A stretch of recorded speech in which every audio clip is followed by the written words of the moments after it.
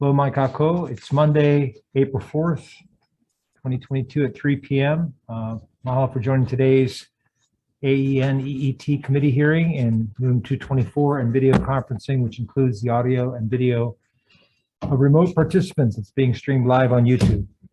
You'll find the links to viewing options for all Senate meetings on the live and on-demand video page of the legislature's website at capitol.hawaii.gov. And for our Zoom testifiers, all testifier audio will be muted and video disabled until shortly before it's your turn to testify. And because of our 90-minute time limit for each of the hearings, there will be a 2-minute time limit for all testifiers. We'll have a virtual countdown timer on the Zoom screen, so please be aware of the timer. I'll be announcing the testifiers who will be providing testimony via Zoom and in person. For the complete list of testifiers, along with all of the written testimony, please go to the legislature's website. You'll find the link on the status page for the measure.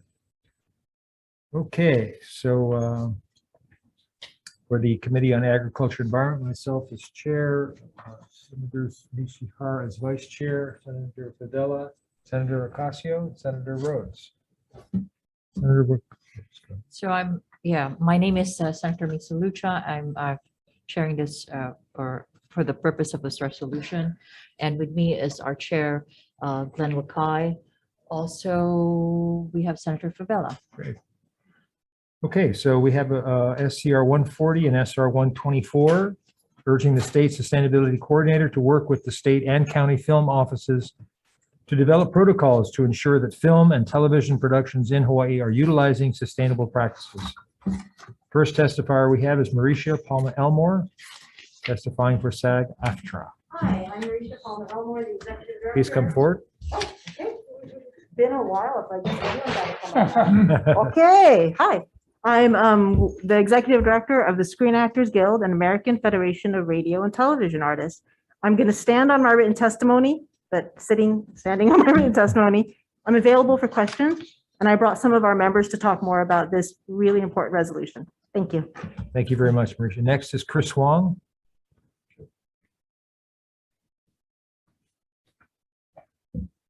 Aloha, my name is Chris Wong, member of the Screen Actors Guild. I'm here to stand on my testimony and I'm available for any questions.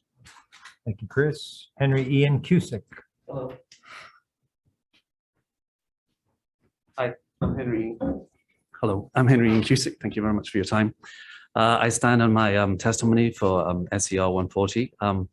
I came to Hawaii 16 years ago to work on a television show called Lost.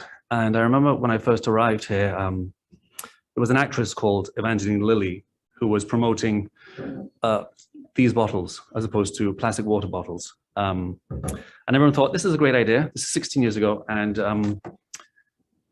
for a while it caught on. We all had one of these with Lost on it.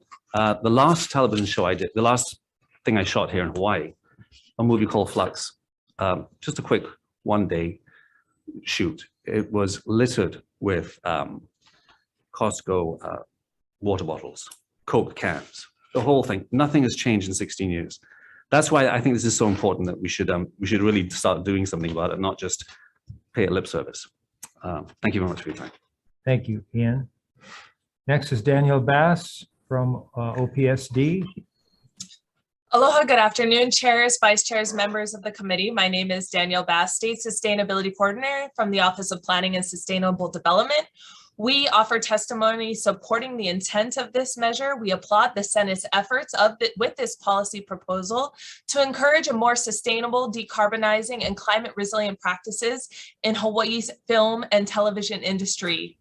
We note in our testimony the many endeavors that the industry is indeed performing, and we look forward to working with the DBED Creative Industries Division, as well as our state and county film offices, to support the industry's best practices in sustainability, decarbonization, and climate resilience here in Hawaii. To assist the state sustainability coordinator to execute policies such as this, we do look forward to the Senate's support of the state budget and the governor's proposed executive budget to provide additional staffing and operating funds to develop the statewide sustainability branch beyond the one state employee presently staffed in the branch. The Office of Planning and Sustainable Development, as well as I, are committed to the sustainable development and climate adaptation of our state to meet the needs of the president without compromising the ability for our future generations here in Hawaii to meet their own needs. Mahalo for this opportunity to testify. Mahalo, Danielle. Next is Tui Scanlon from IATSE 665. Aloha chairs, vice chairs, and members of the committees. My name is Tui Scanlon, president of IATSE Local 665. We represent the technicians and artisans that work behind the scenes. We stand in our written testimony in support of this resolution. And we'd just like to say it's not only because it's good for our industry, but because this is our home. And if we are truly to be stewards of this land, then we should do everything in our power to take care of this, not only for our generation, but for the many generations to come. Thank you for this opportunity to testify. We are available for questions. Afatai Tui. Anyone, any questions for anyone else wishing to testify either on Zoom or in person? Please come forward, state your name.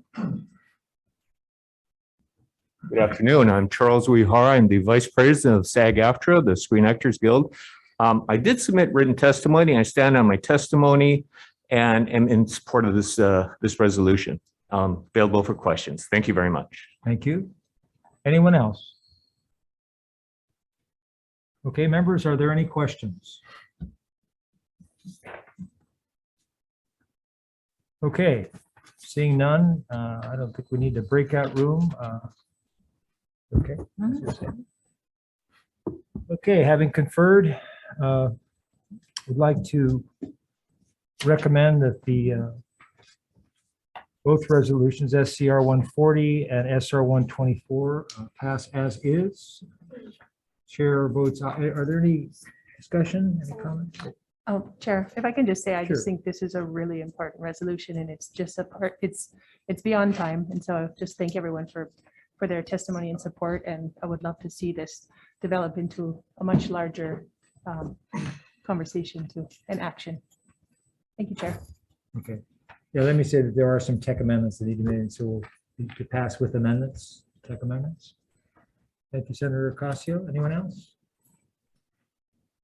Okay, chair votes aye for AEN, chair votes aye, vice chair. Vice Chair goes aye.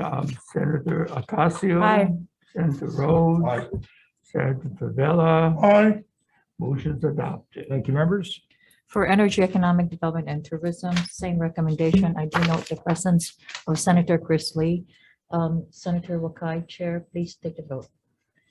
I vote yes. Senator Misalucha. Aye. Senator Lee. Aye. Senator Revere.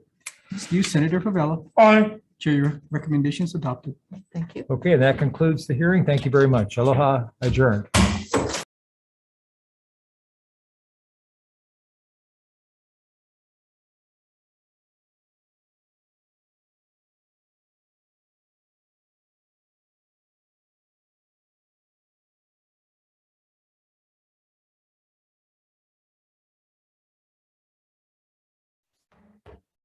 Aloha, we will now resume today's hearing. This time, it's a joint hearing with the Committee on Public Safety, Intergovernment, and Military Affairs with Senator Nishihara for our Energy, Economic Development, and Tourism. My name is Senator Misalucha. Our chair is Senator Glenn Wakai, and we also have Senator Chris Lee as members. Chair, would you like to introduce your members? Okay, we have my Vice Chair, Senator Lynn DeCoit, myself, and Senator Baker will be on her way, and then we'll have, and then we're ready to go. Okay, up before the committee is on our agenda is SCR 94/SR 84, requesting the Hawaii State Energy Office to engage the United States Department of Energy to establish a permanent presence within the state of Hawaii. On our testifier list, we have Gwen Yamamoto Lau testifying for Hawaii Green Infrastructure Authority in support. We also have Scott Glenn testifying for DBED in support. Scott, go ahead. Aloha, Chair Wakai. Aloha, Vice Chair Misalucha. Chair Nishihara, Vice Chair DeCoit. My apologies for not being able to join you in person this afternoon. We submitted testimony in support, and I'd like to just add a couple more comments as well. One, that this resolution calls on the Energy Office to engage the U.S. Department of Energy on establishing a permanent presence in Hawaii. That permanent presence is not defined, and we believe that is a value in engaging the DOE to help also define their needs for what can help combine the US DOE and Hawaii on moving clean energy forward.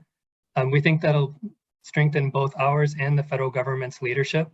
In our testimony, you can see a lot of support from other agencies, indicating the various long partnerships that we have with US DOE that we think can be further strengthened by a presence here. We also note that the Department of Energy works with many communities and businesses, as well as our county governments as well on multiple projects across the state. And by bringing them out here, we think we can do better coordination with it. For example, Hawaii Natural Energy Institute does a lot of work with the labs that we think can be further improved with more coordination between the entities so that we have a better place-based result.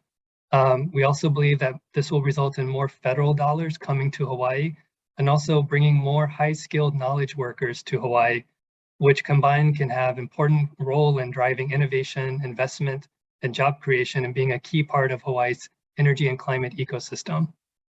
We also just note that in the reso, it mentions the presence of the Department of Defense and the Biden-Harris administration's focus on the Pacific region as part of its national security strategy. And a major piece of that is economic development through energy and climate, tech, and finance.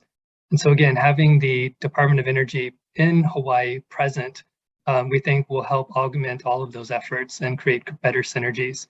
So having the legislature's support for this, I think, is an important signal to the department too. And I'm available for any questions you might have on what this might look like. Thank you again for hearing this. Thank you, Scott. Len Higashi for HTDC. Len, or your Len's designee. I'm definitely. Okay, go ahead. Chairs, vice chairs. Good afternoon. I'm David Molinaro. I'm the acting director for the Hawaii Center for Advanced Transportation Technologies office, and I'm just here to lend our support to this resolution. Thank you very much. I'm standing on the testimony submitted by Mr. Higashi. Okay, thank you so much. We also have Richard Richelieu testifying for the University of Hawaii in support. We have Gregory Barber testifying for NELHA in support.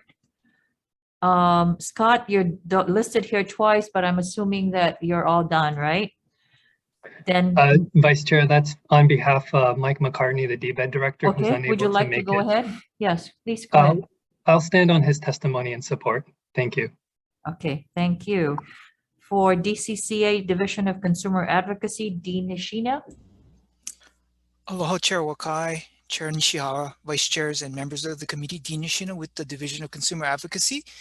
You have a written testimony offering support of this resolution. I am available for questions if you have any. Mahalo for the opportunity.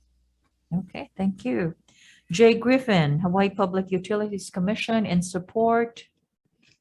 We also have Hawaiian Electric, Darren Ishimura in support. Go ahead, Darren. Hi, good afternoon, chairs, vice chairs, members of the committee. Hawaiian Electric stands on its written testimony in support, and I'll be available for questions if any. Thank you. Hello. For Hawaii Gas, Julie Yunker. Hey, good afternoon, Chair, Vice Chair, members of the committee. Julie Yunker on behalf of Hawaii Gas. We stand on our written testimony in support of this measure. Thank you. Thank you. So for SR 84, we have Scott Glenn and Dean Nishina also listed, as well as Jay Griffin. Are there any additional comments from Dean or Scott? Okay. None, Vice Chair. Okay. Thank you. All right.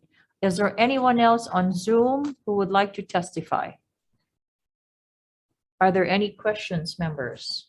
Go ahead, Glenn. For Scott Glenn. Yes, Scott, if I Chair. heard you correctly in your oral testimony, you said that one of the things that is absent from the reso is a definition of what permanent is. Can you give us some suggestions that we could amend, so we could amend the reso now? How would you define permanent? Thank you, Chair. We in drafting the reso, the openness of it is meant to give some flexibility to the U.S. Department of Energy as well.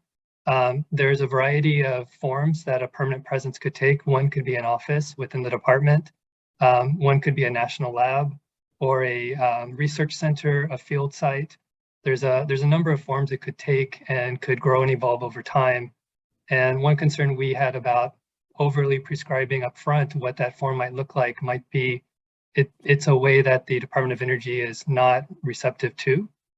But at this point, I think it's the beginning of a conversation with them and looking to see what could be mutually agreeable. Okay, wait, so do you want to define permanent or do you want to keep it open-ended as it is now? Keep it open-ended if possible, Chair. Okay, got it. Thank you. Scott, may I ask if you've done any due diligence as far as the timing? If, for instance, we do pass this resolution, what are the parameters for them assessing and evaluating whether they would, and how long are we talking about? Thank you, Vice Chair. Well, how long ideally they're here permanently, but in terms of building up to that, we have started some dialogue with some of the senior staff at the U.S. Department of Energy, and this is it's not a quick effort. You know, they're not going to stand up something overnight, probably even within this calendar year, most likely, which is why the reso calls on reporting back on the progress of talks with the Department of Energy. I will note that right now, though, the Department of Energy has a call out to hire 1,000 new employees across the country. And it's unclear whether they have the existing office space or the ability for all of them to work remotely. So it could be the case that they are looking for office space now. Is this something that we had to enlist the help of our congressional delegation to work on? Their help would certainly be valuable. And I believe the reso towards the end recommends that being sent to our congressional delegation. And I think they're also aware that this conversation has been happening. Okay. Any more questions, members? Okay. So informally, both Vice Chair and Chair did confer, and the recommendation is to pass this with amendments, just technical, non-substantive amendments. As you can see, there are no opposition. Everybody is in support of this. So, so with that in mind, I'd like to recommend that this resolution pass with technical, non-substantive amendments. Chair or Vice Chair votes aye. Chair, would you like to? Open for discussion. Any discussions, further comments? Okay, Chair, yes, go ahead.